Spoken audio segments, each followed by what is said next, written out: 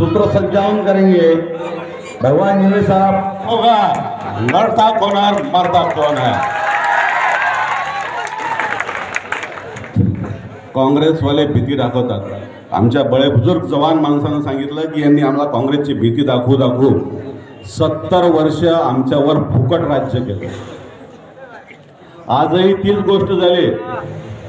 मी ज्यांना माझ्या आयुष्यात मेरे उम्र में जिनको कायद मानता हूँ, जो अभी भी जिंदा है, उनमें से एक है बाळा साहेब आंबेडकर और दूसरे असदुद्दीन ओवैसी साहब।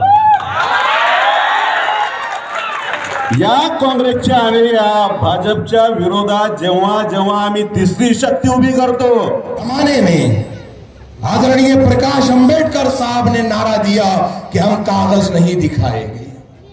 उसके बाद मॉब लिंचिंग के वाकयात देश भर में हुए, महाराष्ट्र में हुए। गाय के नाम पर, गोश्त के नाम पर, कभी दाढ़ी के नाम पर, कभी टोपी के नाम पर, कभी झुपे के नाम पर, कभी जबान के नाम पर मुसलमानों की मॉब लिंचिंग की गई और कोई बोलने वाला तक नहीं था। अगर आप वंचित बहुजन आघाड़ी का मैनिफेस्टो उठाकर देखेंगे तो उस मैनिफेस्टो में लिखा हुआ है कि जिस दिन भी वंचित बहुजन आघाड़ी सरकार बनाएगी या अगर हमारे कुछ हो कि ना हो, बात तो यकीन की है। हमारे जिस्म की मिट्टी इसी जमीन की है, हमारे जिस्म की मिट्टी इसी जमीन की है।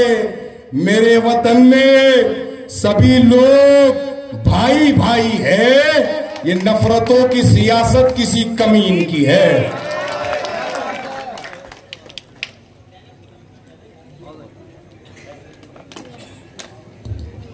अजीज तरीन साथियों, इलेक्शन कमीशन की जानिब से हमें 10 बजे तक का वक्त मिला है और हम लोग संविधानवादी है, हम लोग अंबेडकरवादी है, हम लोग इस देश के कानून व्यवस्था को अच्छे से चलाने के लिए सत्ता। दोस्तों से कहता हूं कि हम यकीनन अपना प्रोग्राम अपने वक्त पर ख़त्म करेंगे।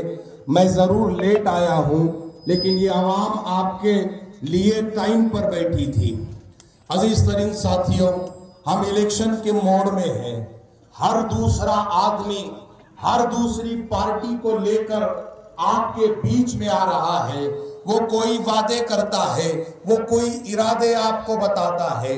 अगर वो सत्ताधारी पार्टी का है तो वो आपको बताता है कि हमने महिलाओं को 1500 रुपए दिए, और अगर वो सत्ताधारी पार्टी का नहीं है तो वो आपको बताता है कि हमको वोट दो, हम आपकी महिला का 1500 का 3000 कर देंगे। इन्होंने हमारे महिलाओं को 1500 हारेगा तब भी मुसलमानों के वोट से। अब आपकी जीत, आपकी हाथ जो है तो आपके हाथ में है। आने वाली 20 तारीख को माहौल को बदलेंगे, आने वाली 20 तारीख को सत्ता को बदलेंगे, आने वाली 20 तारीख को इस जो है तो कुर्सी को बदलेंगे, उस कुर्सी पर बैठने वाले को बदलेंगे। बहुत बहुत शुक्रिया।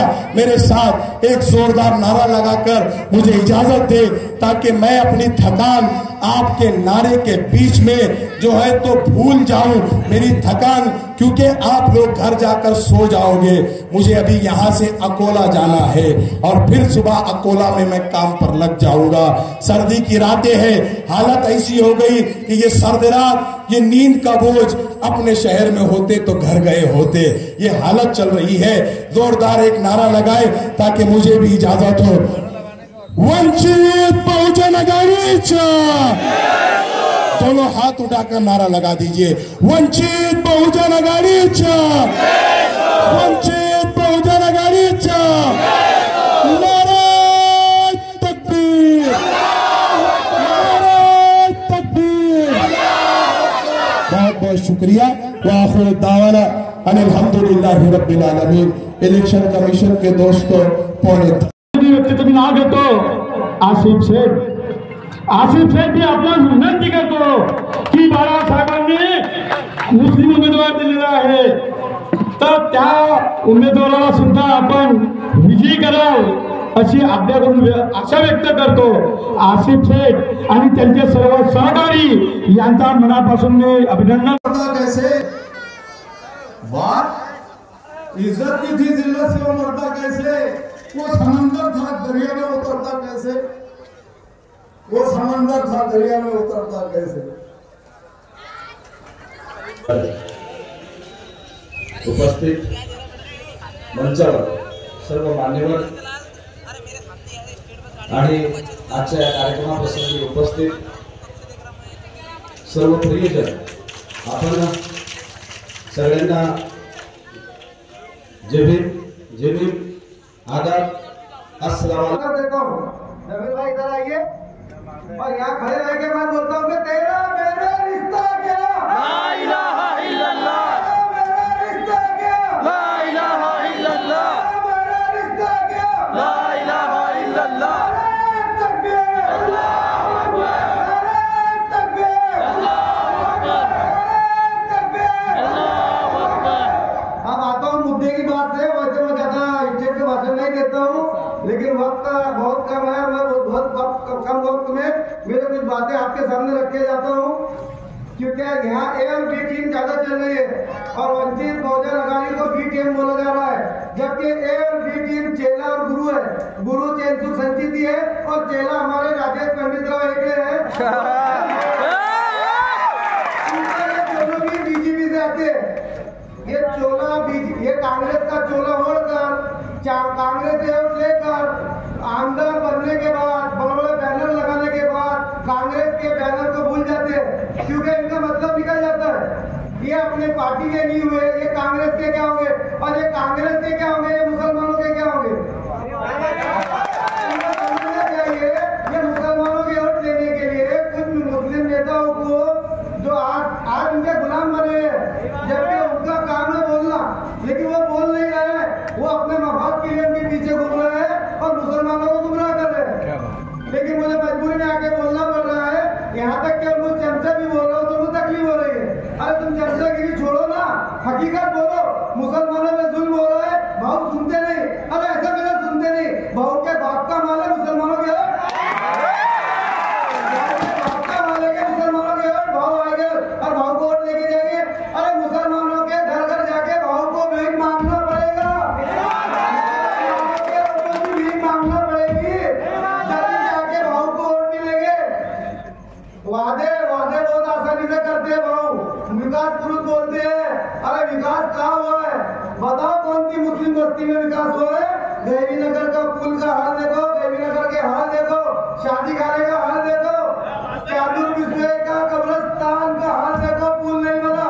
देवी नगर में वादे नहीं वचन दिए थे राजभवन ने, मेरे पास मिले, आज तक कब्रिस्तान का मसला हल नहीं हुआ। तो हमारे मसले हल क्यों हो गए। हमारे जो उनके पाले हुए गुलाम लीडर, मुस्लिम लीडर जो आज भाव कर रहे हैं, अरे भाव बोलते मेरे पास कोई काम लेके नहीं आया। अरे भाव तू क्या अंदर है, तेरे पास काम दिखाई नहीं दे रहा। मुसलमानों की परेशानी दिखती नहीं। रमजान के महीने में तुम्हारा लड़का जयंती करता है, 40 मिनट डीजे बजाता है, और भाव के खुद के बोले कि मुझे पता था यहाँ कुछ होगा, मैं फिर भी ऐसे चले गया। अरे भाई ऐसा कैसा चले गया, मुसलमानों के रमजान खराब करने के थे। पुलिस मेरी सुनती नहीं, भाव के लड़की को पुलिस आरोपी नहीं करती, इतना सुनती बराबर। मुसलमानों का ट्रिब्यूनल लोगों को जेल में जाने से रोकने का नहीं सुनती है। बोलने को बहुत कुछ है, लेकिन टाइम कम है। आगे इसके आगे पूरी हर किसी की पोल सुनेंगी।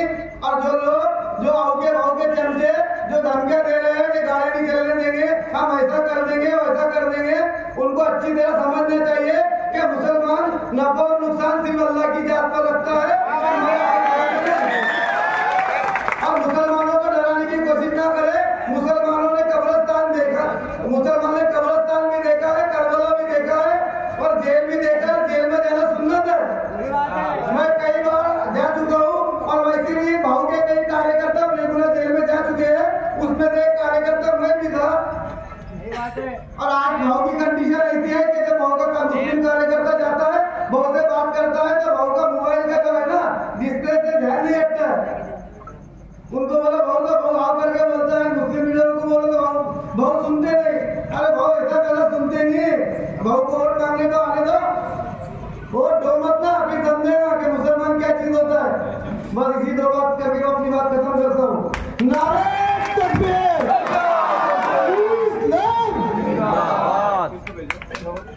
कलर का संविधान उठाकर फिर रहे हैं। मुझे अफसोस इस बात का है कि कांग्रेस ने कोल्हापुर की सभा में जो संविधान बांटा है वो ऊपर से कवर संविधान का था, अंदर से नोटबुक थी। मैं कांग्रेस से कहना चाहता हूं, अगर आपको नोटबुक चाहिए तो राजगृह मुंबई में आइए, हम आपको हज़ारों की तादाद में नोटबुक देंगे। आप जो है तो संविधान का मजाक मत उड़ाइए। Thank you.